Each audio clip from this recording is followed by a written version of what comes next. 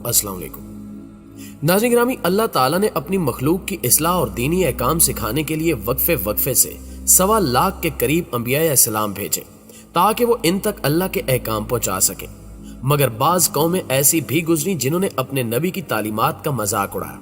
जिनमें सरे फहरिस्त यहूदी हैं, जिनका मौजूदा मस्कन इसराइल है। आज दुनिया के नक्शे में इसराइल एक ऐसी रियासत है जो इंसानियत की दुश्मन है और इसमें बसने वाले यहूदी दुनिया के अमन को तबाह बर्बाद करने पर तुले हुए हैं। लेकिन अगर इनकी जाती जिंदगी और रस्म रिवाज को देखा जाए तो हमारे लिए इनको इंसान कहना भी मुश्किल हो जाएगा। आज की ज़ेरे नज़र वीडियो में हम इसराइल और यहूदियों से मुतल्लिक चंद ऐसे शर्मनाक हकायक आपके सामने रखेंगे जिनको सुनकर यकीनन आप इन पर लानत भेजेंगे, और इसके साथ साथ हम ये भी बताएंगे कि यहूदी औरतों को किस तरह जुल्म जबर का निशाना बनाया जाता है। नाज़रीन ग्रामी, कहा जाता है कि जब हिटलर ने हजारों यहूदियों को कत्ल किया था तो चंद यहूदियों को यह कहकर जिंदा छोड़ दिया था कि आने वाली नस्लें इनके करतूत देख सके कि मैंने इनको क्यों कत्ल किया। लिहाजा आज आप देख लें कि दुनिया में जितनी भी साजिशें चल रही हैं वो सब यहूदियों का ही किया धरा है। यहां तक कि यहूदियों ने 1948 में एक आलमी साजिश के तहत फलस्तीन पर कब्जा करके इसराइल के नाम से एक अलग मुल्क कायम किया जहां इन्हीं की हुकूमत है। दूसरे मजाहिब की तरह यहूदियत में भी बाज दिनों को खसूसी तकद्दुस हासिल है। जैसा कि यहूदियत और बाज ईसाई फिरकों में सबत इबादत का दिन है और इसे यहूदियों के मुकद्दस दिनों में सबसे अहम तरीन समझा जाता है। सबत जुमे के रोज गरूब आफ्ताब से शुरू होकर अगले रोज गरूब आफ्ताब तक जारी रहता है और ये दिन रिवायती तौर पर 3 जरूरी खानों पर मुश्तमिल होता है। गैर आर्थोडॉक्स यहूदियों के लिए जुमे और हफ्ते के दरमियानी रात का खाना सबसे ज्यादा अहमियत का हामिल है और वो इसका खास एहतमाम करते हैं। इस खाने का आगाज चाला रोटी से होता है जो बरकत के तौर पर खाई जाती है, जबकि सबत को अमन और पाकीज़गी का दिन समझा जाता है। इस रोज रिवायती तौर पर अच्छे कपड़े पहनने को अहमियत दी जाती है और बाज लोग पाकीज़गी की अलामत के तौर पर सफेद कपड़े पहनते हैं और जुमे की रात को घर में मोमबत्तियों को रोशन किया जाता है और सुबह सवेरे इबादत गाहों का रुख किया जाता है जहां इस दिन की मुनासबत से खसूसी इबादत की जाती हैं। इसके साथ साथ सख्त नजरियात के हामिल यहूदी उस रोज तंबाकू नोशी, आतिशबाजी, मेहनत मजदूरी और गाड़ियों में सफर करने से मना करते हैं। दोस्तों, अगर मजहब यहूदियत में शादी की बात की जाए तो यहूदियों में शादी का तरीका बहुत सादा और दिलचस्प है, जिसमें मंगनी का ऐलान शादी से पहले कर दिया जाता है। इनके नजदीक शादी के दिन रोजा रखने को मुस्तहसन समझा जाता है, जबकि शादी की रस्म सापहर को मजलिस में अदा की जाती है, जिसमें कम से कम 10 बालगों की मौजूदगी जरूरी समझी जाती है। मजलिस की इमारत में एक रेशमी कपड़े का शामियाना तैयार किया जाता है जिसमें दूल्हा दुल्हन के हमरा आता है, जिसके बाद यहूदी रब्बी यानी यहूदी आलम एक गिलास में शराब लेता है और ज़ौजैन के हक में दुआ करता है और उस गिलास को दूल्हा दुल्हन को दे देता है। ये लोग शराब चखते हैं और बाज औकात दूल्हा और दुल्हन ये शराब पी जाते हैं, और अगर दूल्हा और दुल्हन की झूठी शराब बच जाए तो यहूदी अकीदे के मुताबिक ये झूठी शराब उनको पिलाई जाती है जो या तो शादी करने से डरते हैं या वो नामर्दी की वजह से शादी से दूर भागते हैं। इनके अकीदे के मुताबिक अगर दूल्हा और दुल्हन की झूठी शराब किसी नामर्द को पिला दी जाए तो वो जल्द उस नामर्दी से छुटकारा पा जाता है। फिर दूल्हा दुल्हन की उंगली में अंगूठी पहनाते हुए इब्रानी जुबान में कहता है कि देखो, तुम इस उंगली के जरिए सैयदना मूसा अलैहिस्सलाम और इसराइल की रसूम के मुताबिक मेरे साथ मंसूब हो चुकी हो।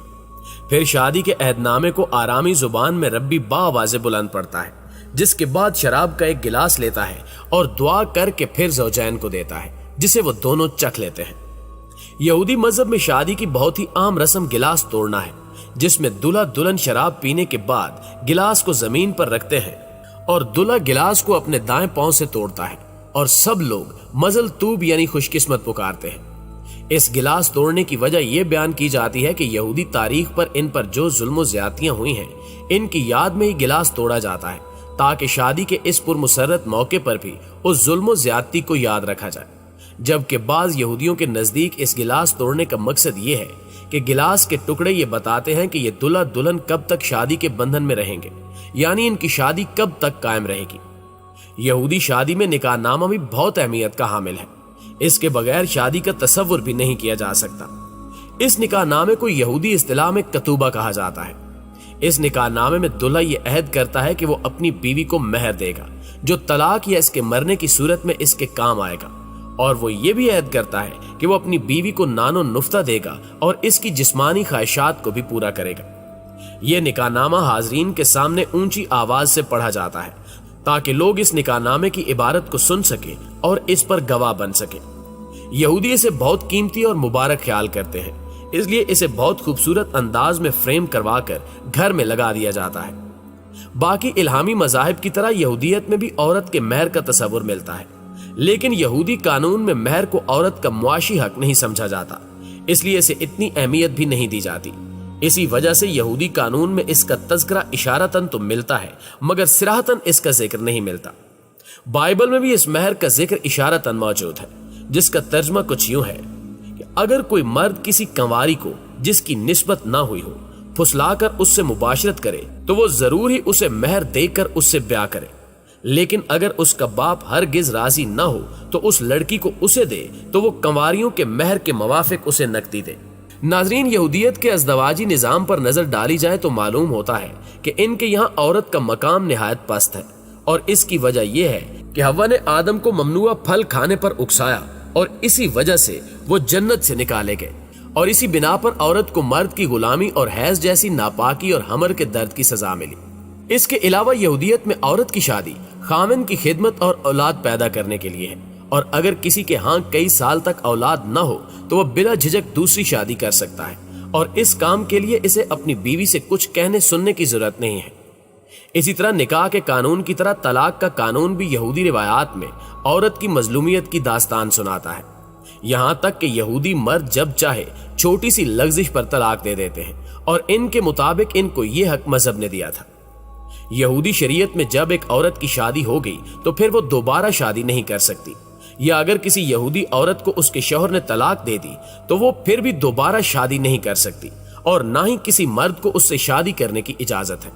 اگر کسی عورت کا شوہر مر جائے تو اس کے لیے یہودی قانون میں ہی حکم و رواج تھا کہ وہ اپنے شوہر کے بھائی سے شادی کرے، اور اس شادی سے ہونے والا پہلا بچہ بھی اس کا نہیں بلکہ اس کے مرحوم بھائی کا شمار ہوتا تھا۔ اگر اس کے شوہر کا بھائی شادی کرنے سے انکار کر دیتا تو پھر اسے شادی کرنے پر مجبور کیا جاتا، اور اگر وہ پھر بھی نہ مانتا تو اس کو عمر بھر ذلت کا سامنا کرنا پڑتا۔ جبکہ دوسری جانب اسلام نے عورت کو مختلف نظریات اور تصورات کے محدود دائرے سے نکال کر بحیثیت انسان کے عورت کو مرد کے یکساں درجہ دیا۔ اسلام کے علاوہ باقی تمام تہذیبوں نے، خصوصاً مغرب، جو آج عورت کی آزادی، عظمت اور معاشرے میں اس کے مقام و منصب دلوانے کا سہرا اپنے سر باندھتا ہے، لیکن اس معاشرے نے ہمیشہ عورت کے حقوق کو سبوتاژ کیا ہے اور عورت کو اپنی محکومہ اور مملوکہ بنا کر رکھا ہے۔